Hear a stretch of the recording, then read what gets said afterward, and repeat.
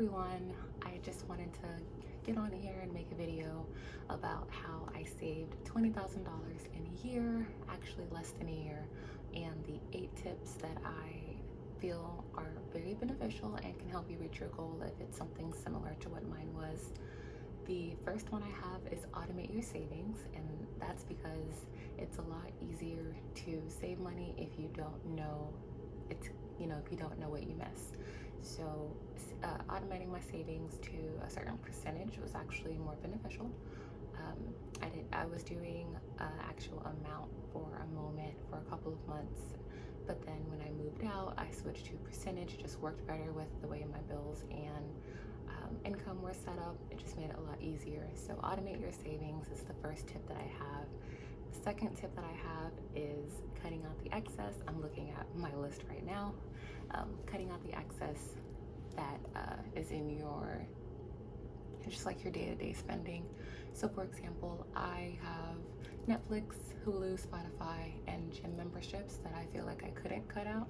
So I kept those in my budget and I just weeded out like the eating out, the drinks, and unnecessary frivolous spending that I was doing. And it saved me about $100 a month just when I went back and looked at my account and saw how much I was spending when I was going out. So if I'm going to drink, I will buy me some alcohol or drink at home, but I don't buy drinks whenever I go out, or at least I try not to if I can avoid it. Tip number 3 is I found a budget that works for me. My current budget is the 50-20-30 budget, and I do 50% for my bills and everyday spending, and I do 30% that goes towards my traveling fund.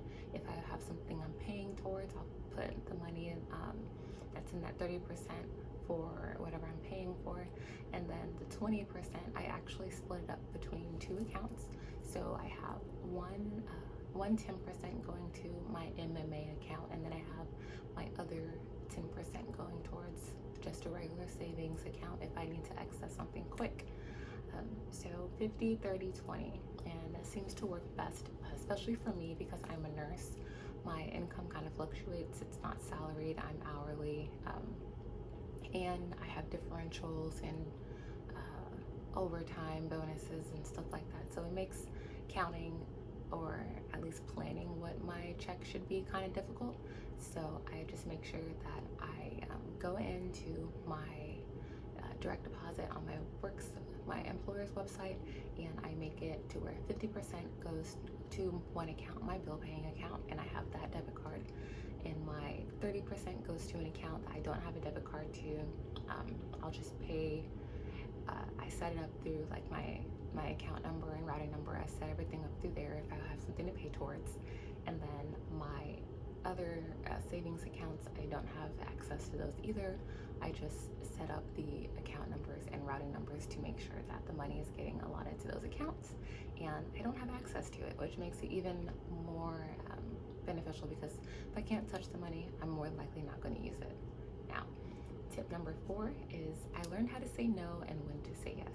So saying no to things as a 23-year-old now is very hard because you want to do everything with your friends. But I knew I have goals. I have financial goals that I want to reach before I'm 30. I have some that I want to reach before I'm 25. So I knew that I was going to have to say no to some things. I don't say no to everything. I love shopping. I love Amazon. But I am very intentional with what I buy. I do make sure that if I buy something, I'm going to use it more than once or twice. I make sure it's worth the value I'm going to spend on it.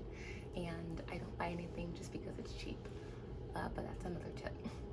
So whenever I buy something, I try to practice. If I put it in my cart, especially on Amazon, most of my stuff is bought on Amazon, but I'll put it in my cart, and if I want it in a day or 2 still, then I'll go ahead and get it. If I go back to it after a day or 2 and I'm like, then I knew it was just an impulse buy or something frivolous that I just, wanted it because I liked it whenever I saw it. I also try to make sure that I'm not getting anything just because I want to impress people, or I feel like other people have it, so I should have it too. I have to make sure that I'm being really mindful of the reasons why I'm doing what I'm doing. And that's just something we all should practice. I don't try to keep up with the Joneses. I have everything that I feel like I need. I did buy a new car last year, right after graduation, actually before graduation, but I know I was going to get a new car anyways, and I'm working to pay that off before the 6 years are up. So like I said, just make sure your purchases are intentional if you're going to do it, and learn how to say no to things that don't fall in line with what your financial plans are or your goals are. Now, tip number 5 is my favorite and something that I'll tell everyone to do. Get a planner and write down your goals. It doesn't have to be a planner. Get a piece of paper, put it to your wall, make a sticky note, I don't care, but write your goals down and make sure you plan how you're going to get to them. Don't stop at just writing them down. If it's a financial goal, set a date, and you want to make sure that you're setting measurable ways that you can get to your goal. So make it smart. Be specific whenever you do it. For me, when I was doing my $20,000 in less than a year, I had a goal. My goal was actually June, because I started last June or July-ish.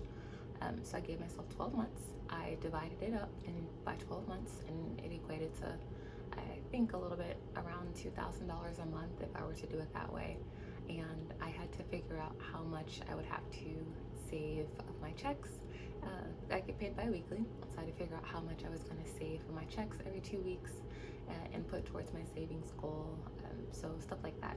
Just make sure if you're setting a goal, you're giving yourself a deadline and you're giving yourself measurable ways to track how you are meeting that goal or how you're getting close to reaching your goal. Now, my 6th tip is I never went cheap. I do not buy things just because they're cheap. I do not buy things just because they're on sale. It is very tempting, but I do not do it unless it's something that I've been looking to buy for a while and it happens to go on sale. If it's full price, I will pay full price for it because I know there is value in your quality of an item. And so I make sure that if it's good quality, I don't skimp. I make sure that I get it, and because I know that it's an investment and it's gonna pay off in the long run. Now, there's nothing wrong with getting a cheaper option if it's gonna work the same, but if it's not and you're just getting it because it's less, then don't do that, because it's gonna end up breaking or not lasting as long, and then you're gonna have to spend either money fixing it or you're gonna have to spend money replacing it. So let's not do that. My 7th tip that I have is put any bonuses or extra money that you have from your employment in your savings. And I mean, if you got a raise over the past year, you put that money in your savings. You pretend like that raise didn't happen, and you just continue living how you were living before. Now, if you need the money, for your daily expenses, then by all means, don't skimp. But if you are doing just fine on the income that you're doing and you get a raise or you get a bonus, don't touch that money. Pretend like it's not there and just continue going about your day, and you'll see your savings account grow exponentially.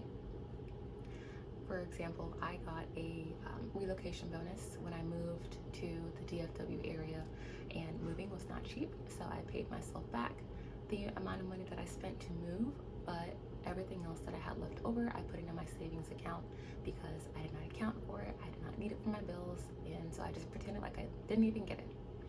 And I added a couple $1,000s to my savings account, so it was very beneficial. Now, the 8th tip I have, and the last one, is living off of half of your income. This may not be possible for many people, but if you can live off half your income, or if you're married and you can live off one income, that will save your behind in the long run. So right now we're going through, everyone, well, not everyone, but a lot of people are being furloughed. A lot of people are losing their jobs, unless you're an essential worker or you're working from home. And it's because the coronavirus has taken a toll and it's hurting the economy right now, and no one's outside. So if you do have that problem, and when you're, sorry, my dog.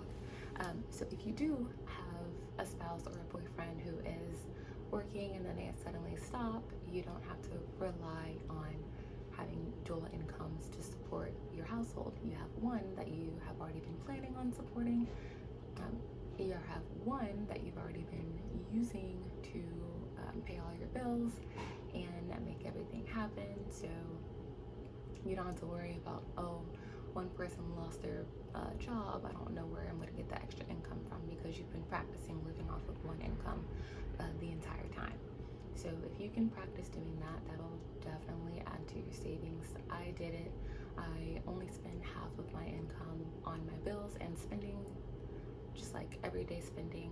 Even my shopping, I'll only use whatever is a part of that 50% income, and I'm able to save a lot of my check. And now I'm a nurse, we don't make that much money, but I make a good enough living to where I can save half, and I also don't have children.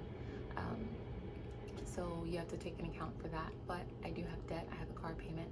I have student loans that I'm paying off as we speak, and I also give back to my family just because, you know, they helped me get through school, so I'm very grateful for what they did. So I do give money here and there. So I understand that I'm not, you know, and I have bills. Like, I pay rent, I pay electricity and all that. So I am one of those that actually pay things while reaching this goal, which is why I'm saying it's possible.